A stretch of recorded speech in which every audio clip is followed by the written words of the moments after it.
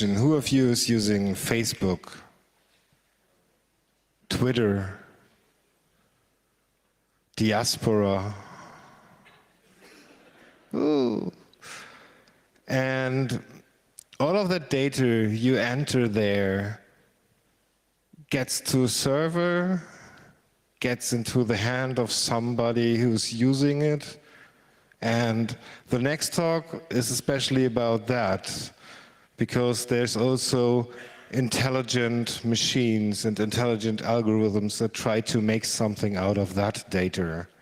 So the postdoc researcher Jennifer Halsby of the University of Chicago, which works in this intersection between policy and technology, will now ask you the question, to whom would we give that power? Thanks.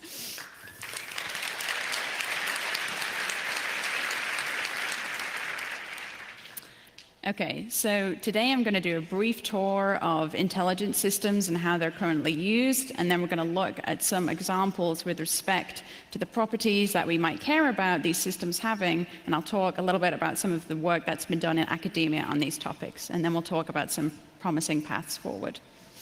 So I want to start with this, Kranzberg's first law of technology. So it's not good or bad, but it also isn't neutral. Technology shapes our world, and it can act as a liberating force or an oppressive and controlling force. So in this talk, I'm going to go towards some of the aspects of intelligent systems that might be more controlling in nature. So as we all know, because of the rapidly decreasing cost of storage and computation, along with the rise of new sensor technologies, data collection devices are being pushed into every aspect of our lives, in our homes, our cars, in our pockets, on our wrists. And data collection systems act as intermediaries for a huge amount of human communication, and much of this data sits in government and corporate databases. So in order to make use of this data, we need to be able to make some inferences. So one way of approaching this is I can hire a lot of humans, and I can have these humans manually examine the data, and they can acquire expert knowledge of the domain, and then perhaps they can make some decisions or at least some recommendations based on it. However, there's some problems with this. One is that it's slow and thus expensive. It's also biased. We know that humans have all sorts of biases, both conscious and unconscious, and it would be nice to have a system that did not have these inaccuracies. It's also not very transparent. I might not really know the factors that led to some decisions being made. Even humans themselves often don't really understand why they came to a given decision because of their being emotional in nature. And thus, these human decision-making systems are often difficult to audit. So another way to proceed is maybe instead I study the system and the data carefully and I write down the best rules for making a decision, or I can have a machine dynamically figure out the best rules as a machine learning. So maybe this is a better approach. It's certainly fast and thus cheap. And maybe I can construct the system in such a way that it doesn't have the biases that are inherent in human decision-making. And since I've written these rules down, or a computer has learned these rules, then I can just show them to somebody, right? And then they can audit it. So more and more decision-making is being done in this way.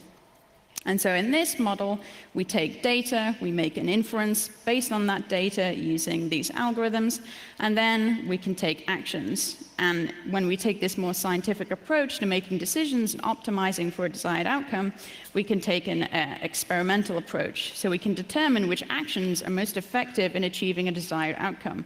Maybe there are some types of communication styles that are most effective with certain people.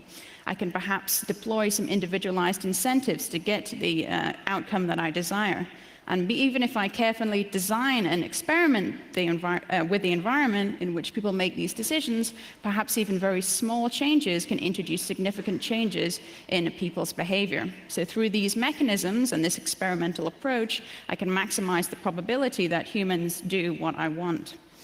So algorithmic decision-making is being used in industry and is used in lots of other areas, from astrophysics to medicine, and is now moving into new domains, including government applications. So we have recommendation engines like Netflix, Yelp, SoundCloud that direct our attention to what we should watch and listen to. Since 2009, Google uses personalized search results, including if you're not logged into your Google account. And we also have algorithmic curation and filtering, as in the case of Facebook newsfeed, Google News, Yahoo News, which shows you what news articles, for example, you should be looking at. And this is important because a lot of people get news from these media. We even have algorithmic journalists, so automatic systems or generate articles about weather, traffic, or sports instead of a human. And another application that's more recent is the use of predictive systems in political campaigns. So political campaigns also now take this approach to predict on an individual basis which candidate voters are likely to vote for, and then they can target on an individual basis those that can be persuaded otherwise. And finally, in the public sector, we're starting to use predictive systems in areas from policing to health to education and energy. So there are some advantages to this. So one thing is that we can automate aspects of our lives that we consider to be mundane using systems that are intelligent and adaptive enough. We can make use of all the data and really get the pieces of information we really care about. We can spend money in the most effective way. And we can do this with this experimental approach to optimize actions to produce desired outcomes. So we can embed intelligence into all of these mundane objects and enable them to make decisions for us. And so that's what we're doing more and more. And we can have an object that decides for us what temperature we should set our house, what we should be doing, etc. So there might be some implications here. We want these systems that do work on this data to increase the opportunities available to us. But it might be that there's some implications that we have not carefully thought through. This is a new area, and people are only starting to scratch the surface of what the problems might be. In some cases, they may narrow the options available to people, and this approach subjects people to suggestive messaging intended to nudge them to a desired outcome. Some people may have a problem with that. Values we care about are not going to be baked into these systems by default. It's also the case that some algorithmic systems facilitate work that we do not like, for example, in the case of mass surveillance. And even the same systems used by different people or organizations have very different consequences. For example, if I can predict with high accuracy, based on, say, search queries, who's going to be admitted to hospital, some people would be interested in knowing that. You might be interested in having your doctor know that. But that same predictive model in the hands of an insurance company has a very different implication. So the point here is that these systems structure and influence how humans interact with each other, how they interact with society, and how they interact with government. And if they constrain what people can do, then we should really care about this. So now I'm going to go to sort of an extreme case just as an example, and that's this Chinese social credit system. And so this is probably one of the more ambitious uses of data that is used to rank each citizen based on their behavior in China. So right now, there are various pilot systems deployed by various companies doing this in China, and they're currently voluntary. And by 2020, this system is going to be decided on, or a combination of the systems, that is going to be mandatory for everyone. And so in the system, there are some citizens, and a huge range of data sources are used. So some of the data sources are your financial data, your criminal history, how many points you have on your driver's license, medical information. For example, if you take birth control pills, that's incorporated. Your purchase history, for example, if you purchase games, you're downranked in the system. Some of the systems, not all of them, incorporate social media monitoring, which makes sense. If you're a state like China, you probably want to know about political statements that people are saying on social media. And one of the more interesting parts is social network analysis, so looking at the relationships between people. So if you have a close relationship with somebody and they have a low credit score, that can have implications on your credit score. So the way that these scores are generated is secret. And according to the call for these systems put out by the government, the goal is to carry forward the sincerity and traditional virtues and establish the idea of a sincerity culture. So, but wait, it gets better. So there's a portal that enables citizens to look up the citizen score of anyone. And many people like this system. They think it's a fun game. They boast about it on social media. They put their score in their dating profile, because if you're ranked highly, you're part of an exclusive club. You can get VIP treatment at hotels and other companies. But the downside is that if you're excluded from that club, your weak score may have other implications, like being unable to get access to credit, housing, jobs. There's some reporting saying that even travel visas might be restricted if your score is particularly low. So a system like this for a state is really the optimal solution to the problem of the public. It constitutes a very subtle and insidious mechanism of social control. You don't need to spend a lot of money on police or prisons if you can set up a system where people discourage one another from antisocial acts like political action in exchange for a coupon for a free Uber ride. So there are a lot of legitimate questions here. What protections does user data have in this scheme? Do any safeguards exist to prevent tampering? What mechanism, if any, is there to prevent false input data from creating erroneous inferences? Is there any way that people can fix their score once they're ranked poorly, or does it end up becoming a self-fulfilling prophecy? Your weak score means you have less access to jobs and credit, and now you will have limited access to opportunity. So let's take a step back. So what do we want? So we probably don't want that, but as advocates, we really want to understand what questions we should be asking of these systems. Right now, there's very little oversight, and we want to make sure that we don't sort of sleepwalk our way to a situation where we've lost even more power to these centralized systems of control. And if you're an implementer, we want to understand what can we be doing better. Are there better ways that we can be implementing these systems? Are there values that, as humans, we care about that we should make sure these systems have? So the first thing that most people in the room might think about is privacy, which is, of course, of the utmost importance. We need privacy, and there is a good discussion on the importance of protecting user data where possible. So in this talk, I'm going to focus on the other aspects of algorithmic decision-making that I think have got less attention, because it's not just privacy that we need to worry about here. We also want systems that are fair and equitable. We want transparent systems. We don't want opaque decisions to be made about us, decisions that might have serious impacts in our lives. And we need some accountability mechanisms. So for the rest of this talk, we're going to go through each one of these things and look at some examples. So the first thing is fairness. And so, as I said in the beginning, this is one area where there might be an advantage to making decisions by machine, especially in areas where there have historically been fairness issues with decision-making, such as law enforcement. So this is one way that police departments use predictive models. So the idea here is police would like to allocate resources in a more effective way, and they would also like to enable proactive policing. So if you can predict where crimes are going to occur or who is going to commit crimes, then you can put cops in those places or perhaps following these people, and then the crimes will not occur. So it's sort of the pre-crime approach. So there are a few ways of going about this. So one way is doing this individual level prediction. So you take each citizen and estimate the risk that each citizen will participate, say, in violence based on some data. And then you can flag those people that are considered particularly violent. So this is currently done. This is done in the US. It's done in Chicago by the Chicago Police Department. And they maintain a heat list of individuals that are considered most likely to commit or be the victim of violence. And this is done using data that the police maintain.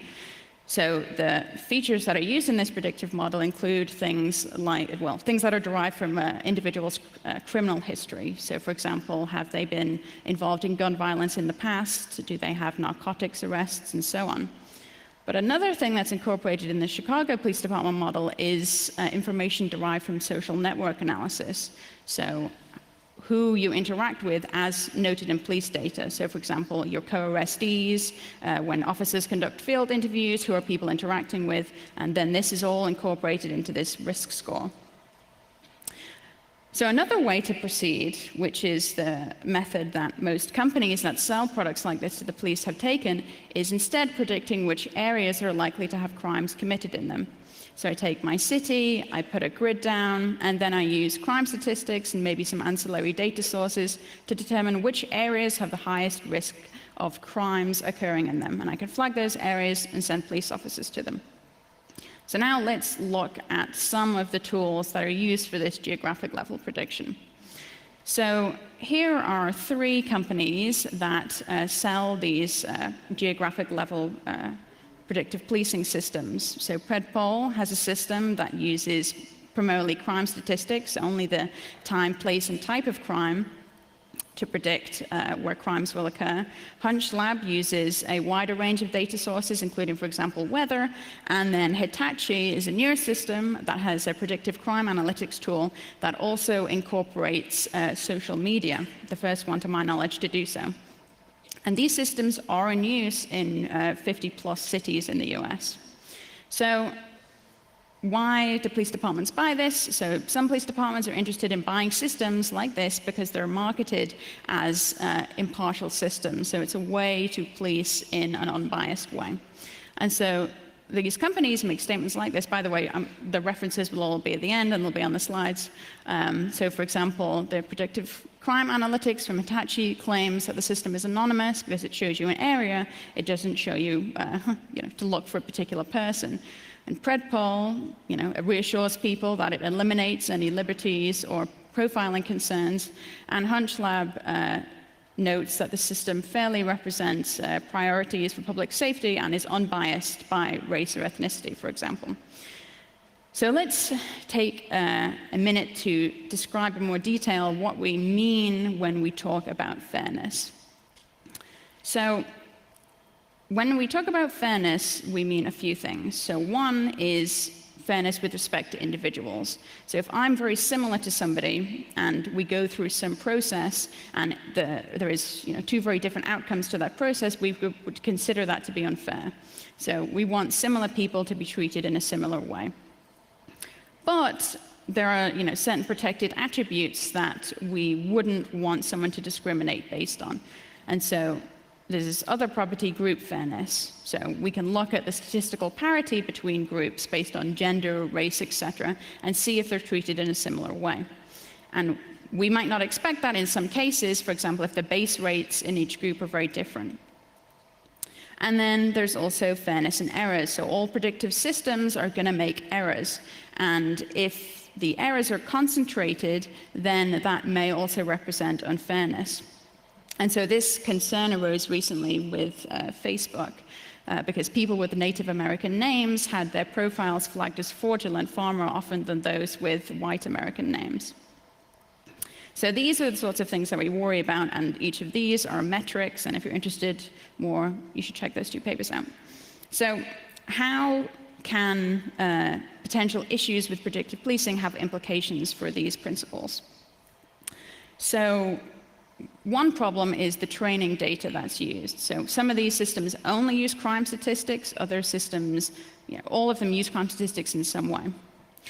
So one problem is that crime databases contain only crimes that have been detected, right? So the police are only going to detect crimes that they know are happening, either through patrol and their own investigation or because they've been alerted to crime, for example, by a citizen calling the police. So a citizen has to feel like they can call the police, like that's a good idea.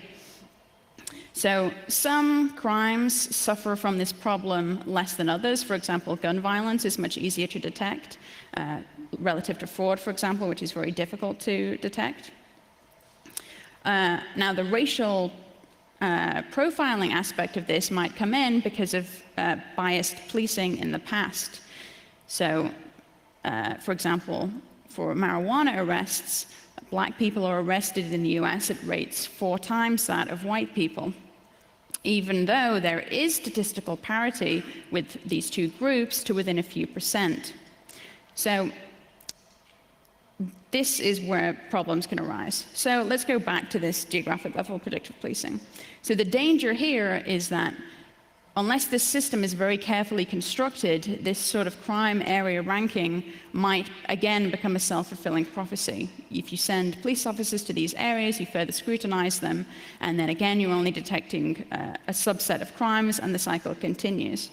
So one obvious issue is that this statement about geographic-based crime prediction being anonymous is not true, because race and location are very strongly correlated in the US. And this is something that machine learning systems can potentially learn. Another issue is that, for example, for individual fairness, what if my home sits within one of these boxes? Some of these boxes in these systems are very small. For example, Predpol, it's 500 feet by 500 feet. So it's maybe only a few houses. So the implications of this system are that you have police officers maybe sitting in a police cruiser outside your home, and a few doors down, someone may not be within that box and doesn't have this. So that may represent unfairness. So there are real questions here, and especially because there's no opt-out. There's no way to opt out of this system. If you live in a city that has this, then you have to deal with them. So it's quite difficult to find out what's really going on because the algorithm is secret. And in most cases, we don't know the full details of the inputs. We have some idea about what features are used, but that's about it. We also don't know the output. That would be knowing police allocation, police strategies. And in order to nail down what's really going on here, in order to verify the validity of these companies' claims, it may be necessary to have a third party come in, examine the inputs and outputs of the system, and say concretely what's going on. And if everything is fine and dandy, then this shouldn't be a problem. So that's potentially one role that advocates can play. Maybe we should start pushing for audits of systems that are used in this way. These could have serious implications for people's lives. So we'll return to this idea a little bit later, but for now this leads us nicely to transparency. So we want to know what these systems are doing. But it's very hard for the reasons described earlier, but even in the case of something like trying to understand Google's search algorithm, it's difficult because it's personalized. So by construction, each user is only seeing one endpoint. So it's a very isolating system. What do other people see? And one reason it's difficult to make some of these systems transparent is because of simply the complexity of the algorithms. So an algorithm can become so complex that it's difficult to comprehend even for the designer of the system or the implementer of the system. The designer might know that this algorithm maximizes some metric, say accuracy, but they may not always have a solid understanding of what the algorithm is doing for all inputs, certainly with respect to fairness. So in some cases, it might not be appropriate to use an extremely complex model. It might be better to use a simpler system with human interpretable features. Another issue that arises from the opacity of these systems and the centralized control is that it makes them very influential, and thus an excellent target for manipulation or tampering.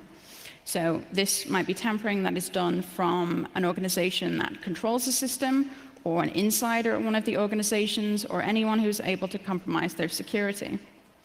So this is an interesting academic work that looked at the possibility of slightly modifying search rankings to shift people's political views. So since people are most likely to click on the top search results, so 90% of clicks go to the first page of search results, then perhaps by reshuffling things a little bit or maybe dropping some search results, you can influence people's views in a coherent way. And maybe you can make it so subtle that no one is able to notice. So in this academic study, they did an experiment in the 2014 Indian election. So they used real voters, and they kept the size of the experiment small enough that it was not going to influence the outcome of the election. So the researchers took people, they determined their political leaning, and they segmented them into control and treatment groups, where the treatment was manipulation of the search ranking results. And then they had these people browse the web. And what they found is that this mechanism is very effective at shifting people's voter preferences. So they, in this study, were able to introduce a 20% shift in voter preferences. even alerting users to the fact that this was going to be done, so telling them we are going to manipulate your search results, really pay attention, they were totally unable to decrease the magnitude of the effect. So the margins of error in many elections is incredibly small, and the authors estimate that this shift could change the outcome of about 25% of elections worldwide if this were done. So, and the bias is so small that no one can tell. So all humans, no matter how sort of smart and resistant to manipulation we think we are, all of us are subject and to this sort of manipulation, and we really can't tell. So I'm not saying that this is occurring, but right now there is no regulation to stop this. There is no way that we could reliably detect this. So there's a huge amount of power here. So something to think about. But it's not only corporations that are interested in this sort of behavioral manipulation. So in 2010, UK Prime Minister David Cameron created this UK Behavioural Insights team, which is informally called the Nudge Unit. And so what they do is they use behavioural science and this predictive analytics approach with experimentation to have people make better decisions for themselves in society, as determined by the UK government.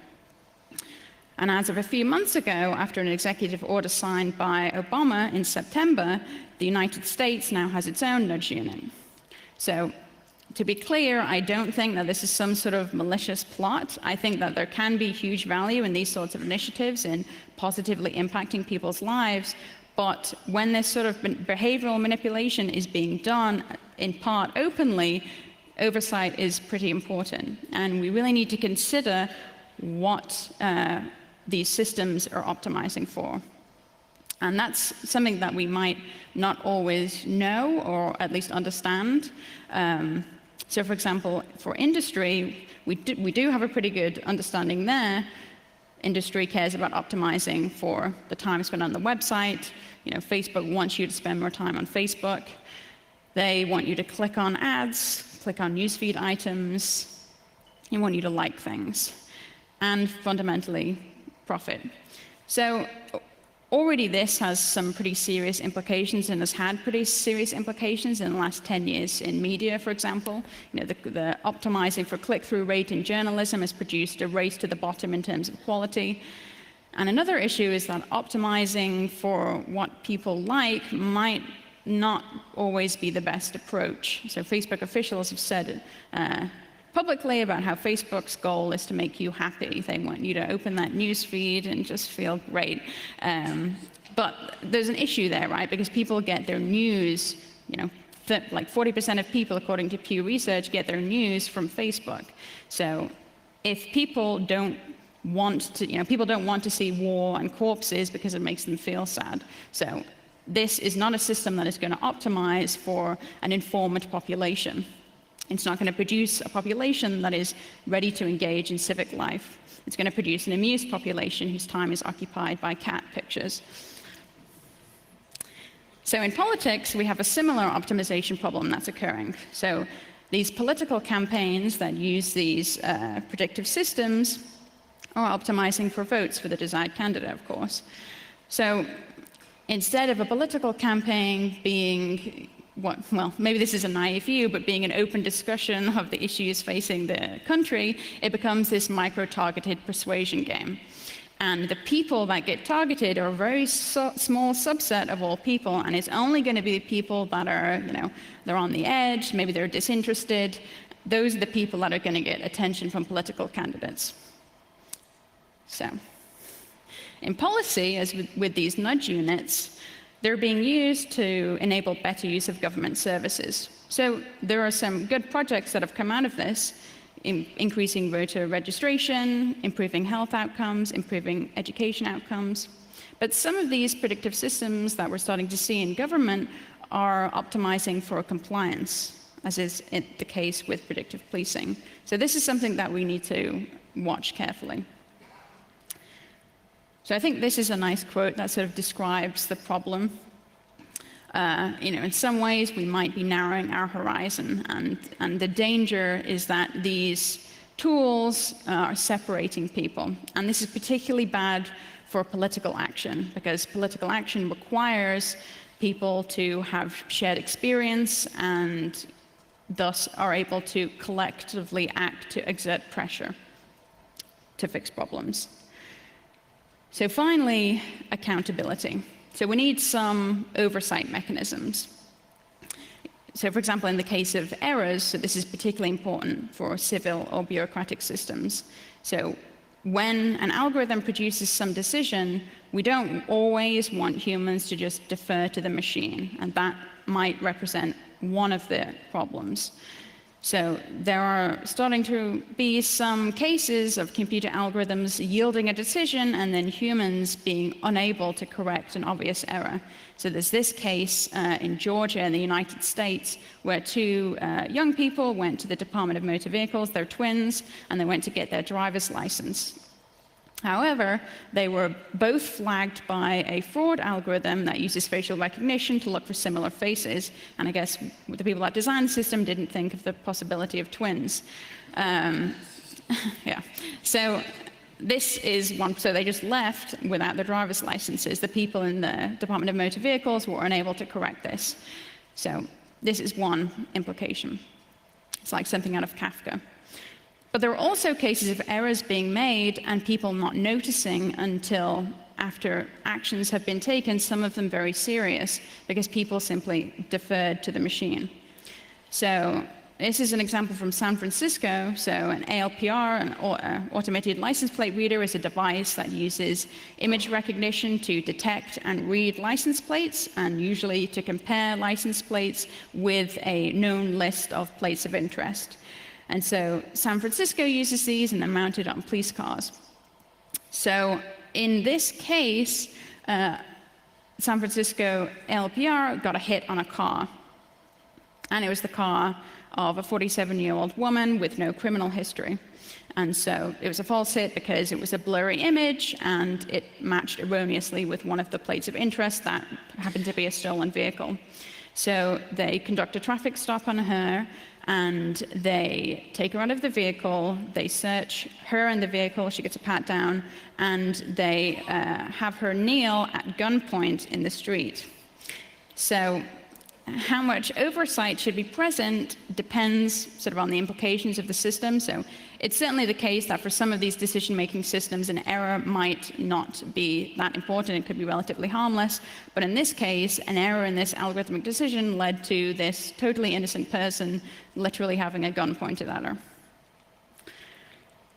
So that brings us to, we need some way of getting some information about what is going on here. We don't want to have to wait for these events before we are able to determine some information about the system.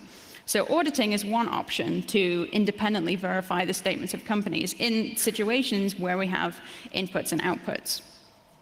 So, for example, this could be done with Google, Facebook. If you have the inputs of a system, say you have test accounts or real accounts, maybe you can collect people's information together. So that was something that was done during the 2012 Obama campaign by ProPublica. People noticed that they were getting different emails from the Obama campaign and were interested to see, based on what factors the emails were changing. And so I think about 200 people submitted emails, and they were able to determine some information about what the emails were being varied based on. So there have been some successful attempts at this. So compare inputs and then look at why one item was shown to one user and not another, and see if there's any statistical differences. So there's some potential legal issues depending, with the test accounts, so that's something to think about. I'm not a lawyer. Yeah. So, for example, if you want to examine ad targeting algorithms, one way to proceed is to construct a browsing profile and then examine what ads are served back to you. And so this is something that academic researchers have looked at, because at the time, at least, you didn't need to make an account to do this. So this was a study that was presented at Privacy Enhancing Technologies last year. And in this study, the researchers generate some browsing profiles that differ only by one characteristic. So they're basically identical in every way except for one thing, and that is this denoted by treatment 1 and 2. So this is a randomized controlled trial, but I left out the randomization part for simplicity. So in one study, they applied a treatment of gender. So they had the browsing profiles in treatment 1 be male browsing profiles, and the browsing profiles in treatment 2 be female. And they wanted to see, is there any difference in the way that ads are targeted if browsing profiles are effectively identical except for gender? So it turns out that there was. So a third-party site was showing Google ads for senior executive positions at a rate 6 times higher to the fake men than for the fake women in this study. So this sort of auditing is not going to be able to determine everything that algorithms are doing, but they can sometimes uncover interesting, at least statistical differences.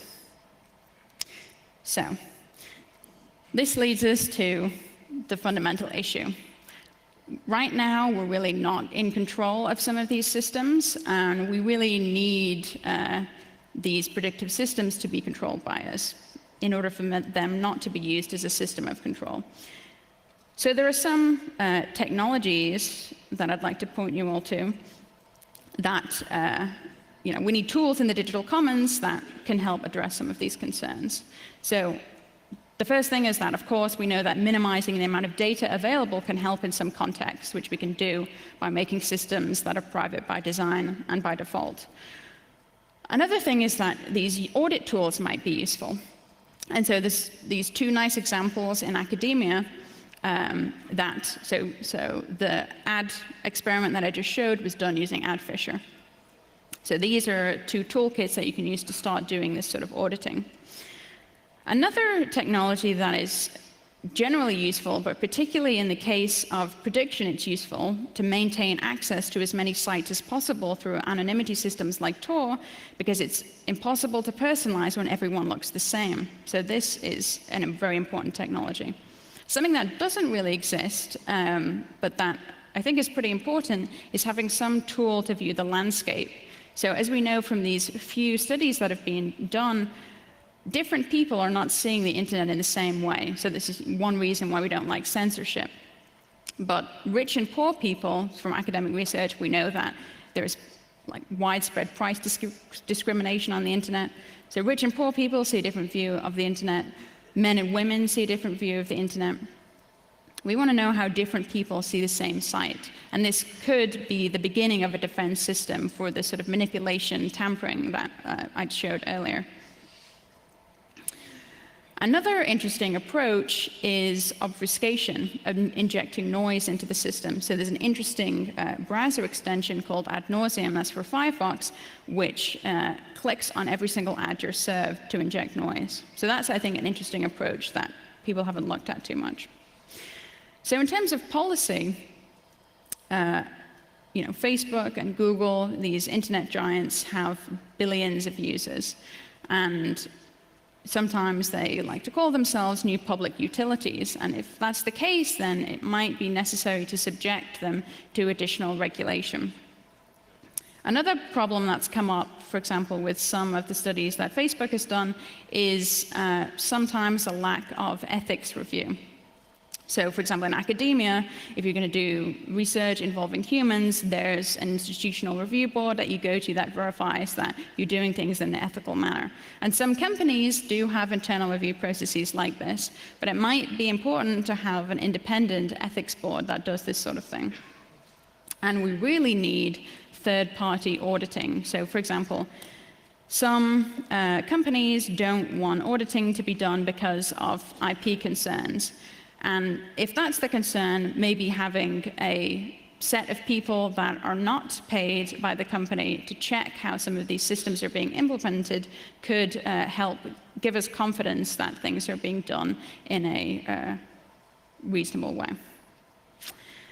So, in closing, algorithmic decision-making is here, and it's barreling forward at a very fast rate. And we need to figure out what the guide rails should be and how to install them to handle some of the potential threats. There's a huge amount of power here.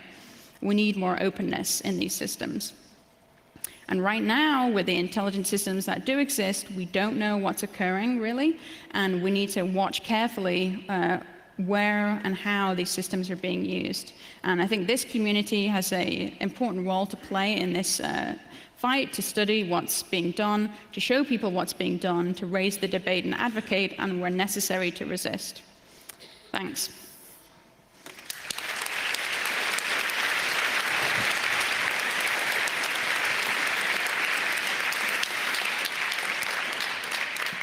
So let's have a question and answer.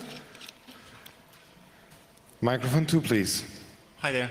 Thanks for the talk.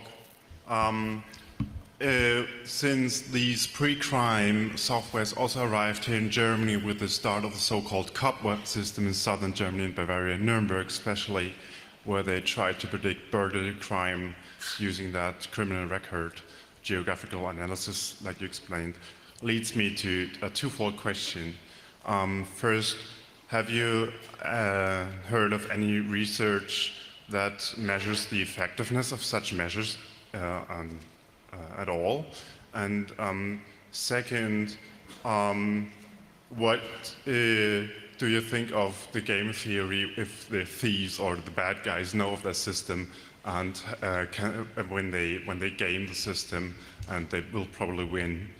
Since one police officer in an interview said the system is used to reduce the personal costs at policing, so they just send the guys where the red flags are and the others take the day off. Yeah. So with respect to testing the effectiveness of predictive policing, so the companies, some of them do randomized controlled trials and claim a reduction in policing. The best sort of independent study that I've seen is by this RAND corporation that did a study in, I think, Shreveport, Louisiana. And in their report, they claimed that there was no statistically significant difference. Like, they didn't find any reduction, and it was specifically looking at property crime, which I think you mentioned. So I think right now, there's sort of conflicting reports between the independent auditors and these company claims. So there definitely needs to be more study. Yeah, and then the second thing, sorry, remind me what was the second thing? What about the guys gaming the system? Oh, yeah. I mean, yeah, I think it's a legitimate concern. Like, if all the outputs were just immediately public, then yes, everyone knows the location of all police officers. And I imagine that people would have a problem with that. Yeah. Microphone number 4, please. Yeah, this is actually not a question, but just a comment. I've enjoyed your talk very much, in particular after watching the talk in Hall 1 early in the afternoon. They say hi to your new boss about algorithms that are trained with big data and finally make decisions. And I think these two talks get kind of are complementary. And if people are interested in that topic, they might want to check out the other talk and watch it later, because these fit very well together. Yeah, it was a great talk. Thank you. Mm-hmm. Microphone number 2, please. Yeah, well, you mentioned the need to have some kind of third-party auditing or some kind of way to peek into these algorithms and to see what they're doing and to see if they're being fair. I mean, can you talk a little bit more about that? Like, going forward, I mean, some kind of regulatory structures would probably have to emerge to, analyze and to look at these black boxes that are just sort of popping up everywhere and, controlling more and more of the things that in our lives, important decisions. And so just, I mean, what kind of discussions are there for that, and what kind of possibility is there for that? And, I'm sure that companies would be very, very resistant to any kind of attempt to look into their algorithms and to, Yeah, I mean, definitely companies would be very resistant to having people look into their algorithms. So if you want to do a very rigorous audit of what's going on, then it's probably necessary to have a few people come in and sign NDAs and then look through the systems. So that's one way to proceed. But another way to proceed that, so these academic researchers have done a few experiments and found some interesting things, and that's sort of all the attempts at auditing that we've seen. There's one attempt in 2012 with the Obama campaign, but there's really not been any sort of systematic attempt. Like in censorship, we see a systematic attempt to do measurement as often as possible, check what's going on, and that itself, can act as an oversight mechanism. But right now, I think many of these companies realize no one's watching, so there's no real push to have people verify, are you being fair when you implement this system, because no one's really checking. I mean, do you think that at some point it would be like an FDA or an SEC, to give some American examples, an actual government regulatory agency that has the power and the ability to, not just sort of look and try to reverse engineer some of these algorithms, but actually peek in there and make sure that things are fair, because it seems like it's so important now that it's, again, it could be, the difference between life and death, between getting a job, not getting a job, being pulled over, not being pulled over, being racially profiled, not racially profiled, things like that. I mean, right. Is it moving in that direction, or is it way too early for it? I mean, so some people have, someone has called for like a federal search commission or like a federal algorithms commission that would do this sort of oversight work. But I mean, it's in such early stages right now that there's no sort of real push for that. But I think it's a good idea. And again, number 2, please. Thank you again for your talk. I was just curious if you can point to any examples of either current producers or consumers of these algorithmic systems who are actively and publicly trying to do so in a responsible manner by describing what they're trying to do and how they're going about it. So, yeah, so there are some companies, for example, like DataKind, that try to deploy algorithmic systems in as responsible way as possible for like public policy. Like I actually also implement systems for public policy in a transparent way, like all the code is in GitHub, etc. And it is also the case to give credit to Google and these giants. They're trying to implement transparency systems that help you understand, this has been done with respect to how your data is being collected. But for example, if you go on Amazon.com, you can see, a recommendation has been made, and that is pretty transparent. You can see this item was recommended to me, so you know that prediction is being used in this case, and it will say why prediction is being used, because you purchased some item. And Google has a similar thing. If you go to like Google ad settings, you can even turn off personalization of ads if you want, and you can also see some of the inferences that have been learned about you, a subset of the inferences that have been learned about you. So like what interests. A question from the internet, please.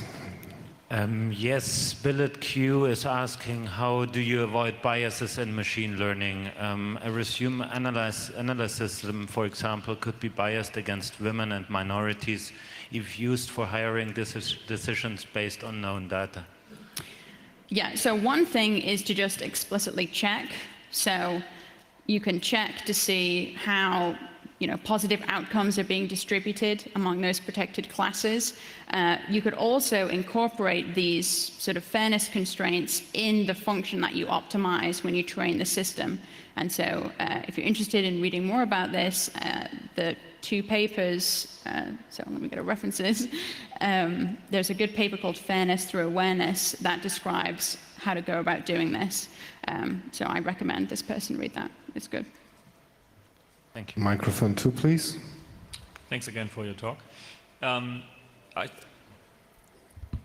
Better? Okay. I see, of course, a problem with all the black boxes that you described with regards for the crime systems, but when we look at the advertising systems, in many cases, they're very networked. There are many different systems collaborating and exchanging data via open APIs.